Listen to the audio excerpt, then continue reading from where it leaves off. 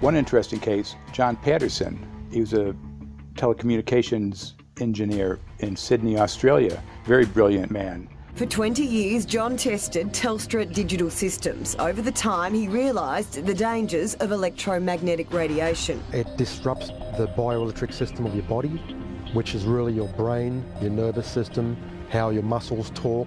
And he tried warning of these effects through different agencies, through his company. Got all the test gear out and measured it and drew up a report, and I was immediately removed from service. Finally, in 2007, he took matters into his own hand.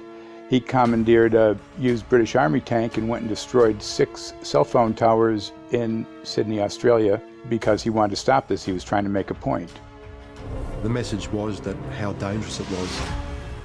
You know, these people were elected by us to manage our infrastructure in a responsible manner. That is the sole purpose of government if it's going to exist at all. And if it doesn't do that, then it has no right. It is invalid. So we need to pull this infrastructure down. We really do.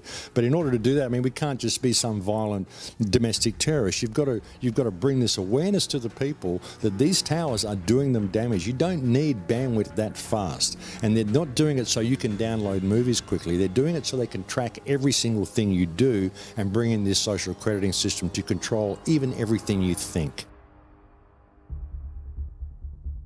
There's a story about a lady called Claire Edwards. She was a United Nations staff member, and she was warning of the potentially catastrophic dangers of 5G technology. I took the issue to the UN Secretary General, Antonio Guterres.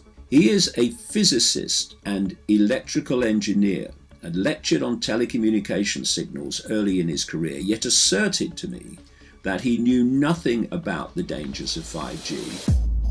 Current public exposure levels are at least 1 quintillion, that's 18 zeros, 1 quintillion times above natural background radiation, according to Professor Olle Johansson of the Karolinska Institute in Sweden.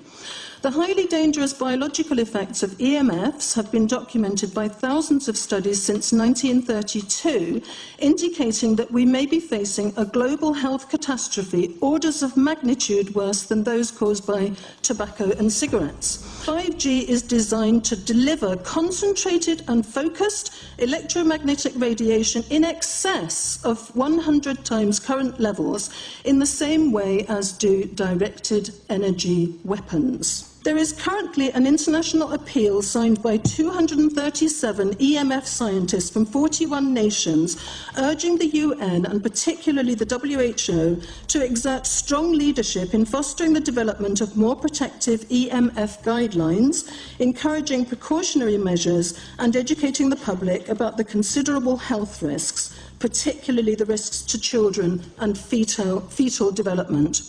Sorry, because we are talking with someone that is a little bit ignorant on these things. We're talking to the Wi-Fi systems. I become worried because I put those devices in my house. I will have to, I confess my ignorance on this. We will have to, but I'm going to raise this with WHO, which I think is the organization that might be able to deal with it properly, because I must confess I was not aware of that danger.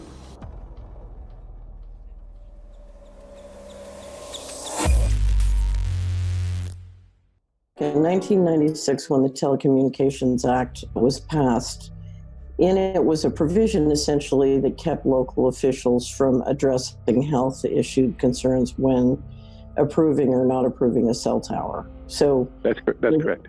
But then something new is happening. We've talked a lot about it on the Solari report, thanks to Jason Bowden-Smith and his website, EMF Warriors. But this is new. This is very, very new. So you're basically, sending out an appeal on something that in one sense hasn't happened yet. This is not just an incremental change. This is a big step up. It's a sea change. An onslaught's not an improper word. It's a bombardment. So instead of a cell tower 1 mile or 2 miles from you and you still have cell phone service, we're going to have antennas every block, and some poor soul is going to have one mounted to a utility pole, maybe less than 20 meters from their home. So this kind of, invasive bombardment with this many antennas, I mean, just in 1 square mile, if you do the math, 1 per block and 16 blocks per mile, that's about 250 antennas per square mile. The millimeter wave is untested. Former FCC Chairman Tom Wheeler openly said that they don't plan to test. We won't wait for the standards. And then our appeal also addresses the fact that there's a plan to roll out 5G through satellites in low Earth orbit. So 20,000 satellites, which will cover every square foot of the planet with a 5G signal.